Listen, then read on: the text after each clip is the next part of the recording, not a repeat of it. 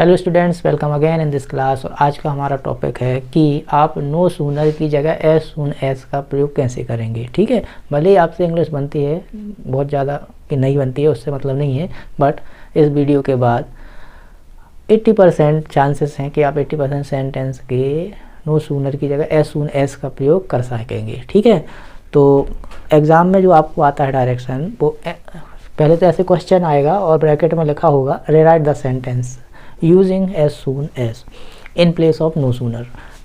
ठीक है, तो नो सूनर हमेशा ध्यान रखना कि ये जो सेंटेंस है इसमें नो सूनर और देन, इसके ही प्लेस पर आपको नो सूनर और देन इसके ही प्लेस पर आपको एज सून एज का यूज़ करना है। अब आप कहेंगे सर एज नो सूनर यहाँ है देन वहाँ, दोनों के प्लेस पर कैसे करें? तो आप ऐसा करें कि हम जब आंसर लिखेंगे तो नो सूनर की जगह हम लिखेंगे एज सून एज। क्या लिख देंगे? As soon as. ठीक है, अब क्या करना है, नो सूनर के साथ साथ आपको यहाँ डज, जो भी हेल्पिंग वर्ब है डज, तो उसको भी हटा देना है। क्या याद रखना है? नो सूनर के जस्ट बाद जो भी हेल्पिंग वर्ब है उसको भी हटा देना है।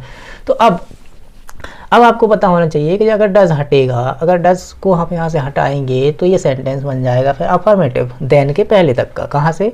ये यहाँ से लेके यहाँ तक का सेंटेंस, देन के पहले और डज के बाद जो भी हेल्पिंग वर्ब है।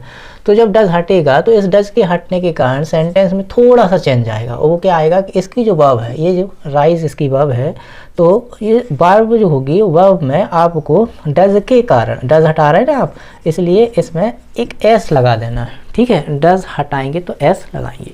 ठीक है, डज हटाएंगे तब ये एस लगाएंगे, अदरवाइज नहीं लगाना है। तो क्या लगाना है कब, हम देखेंगे। अब यहाँ तक लिख दिया, इस देन को भी आपने हटा दिया और देन की जगह एक कॉमा लगा देना है, और देन के बाद जो जैसा लिखा है एज इट इज आपको वैसा ही लिखना है। आई वेकअप, वेकअप, वेकअप, बस हो गया, सेंटेंस खत्म। आई होप आपको अच्छे से समझ में आया होगा। नहीं आया, हम सेकंड सेंटेंस को देखते हैं और अच्छे से समझने के लिए क्या करना है। आंसर जब हम लिखेंगे तो नो सूनर के साथ साथ उसके बाजू वाले वर्ड को भी हम अलग करेंगे, इसके प्लेस पर एज सून एज लिखेंगे। लिख दिया, ठीक है। अब क्योंकि इसका ये बाजू वाला वर्ड आपको देखना है, यहाँ पर डेड है, जैसे ऊपर वाले सेंटेंस में डज था तो आपने वर्ब में एस ऐड किया था। अगर ये डेड है तो जो भी इसकी मेन वर्ब है, जैसे इसकी मेन वर्ब है एंटर, ये मेन वर्ब का फर्स्ट फॉर्म है, तो उस फर्स्ट फॉर्म को डेड हटाने के कारण हम क्या करेंगे, बाकी तो जो कहते हैं लिखेंगे, और उस वर्ब को डेड के कारण हम सेकंड फॉर्म में ले जाएंगे। तो एंटर की सेकंड फॉर्म में आपको ईडी भी लगाना है और कुछ नहीं करना है। Right, okay. अब आगे आप enter into the class, into the class पूरा लिखना है। कहाँ तक? देन तक, देन के पहले तक, इनटू द क्लास। अब देन को हटा देना और देन की जगह क्या लगा देना? कॉमा, और बाकी का जो बाद वाला सेंटेंस है उसको एज इट इज टिप देना है। ठीक है, students stood up, stood up. I hope आपको समझ में आया होगा। थर्ड वाले सेंटेंस को और देखते हैं अच्छे से, और अच्छे से समझने के लिए क्या करते हैं, नो सूनर के साथ साथ उसके जस्ट बाद वाले वर्ड को भी हटा देना है। राइट, ठीक है। इसकी जगह आपको क्या लिखना है? As soon as, as soon as लिखना है। लिख दिया।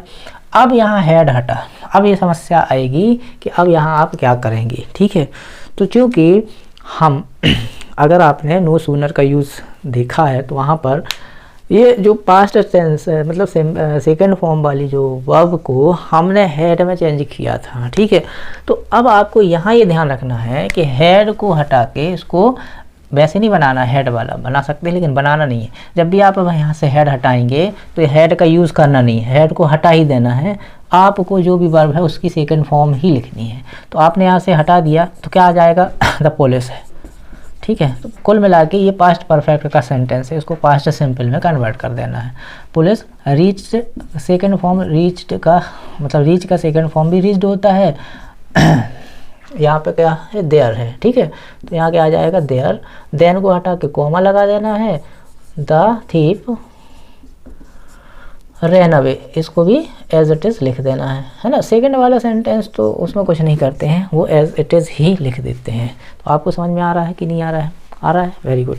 अब लास्ट सेंटेंस को और देखते हैं, फिर से देखते हैं। आंसर लिखते समय हमें क्या ध्यान देना है, नो सूनर के साथ साथ उसके बाद जो है उसको हटाना है, उसकी जगह एज सून एज लिखना है, एज सून एज लिखना है। फिर इस डिड को हटाने के कारण जो भी वर्ब आएंगे उसको सेकंड फॉर्म में कर देना है बस, ठीक है। तो द टैक्सी, ये जो अराइव फर्स्ट फॉर्म है इसको सेकंड फॉर्म में हमने चेंज कर लिया, तो क्या हो गया अराइव्ड। देन को हटा के क्या लगा देना है, कॉमा।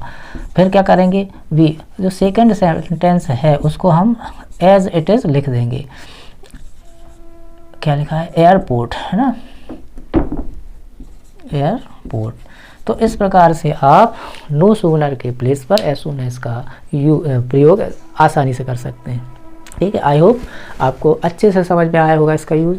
और इसी प्रकार से बहुत सारे डू एज डायरेक्टेड की शॉर्ट ट्रिक, है ना, डू एज डायरेक्टेड की शॉर्ट ट्रिक पाने के लिए चैनल को सब्सक्राइब करना है, वीडियो पसंद आई तो लाइक करना है, और अधिक से अधिक उन बच्चों तक जरूर पहुंचाना है जो English do as directed solve करने में बहुत कमज़ोर है।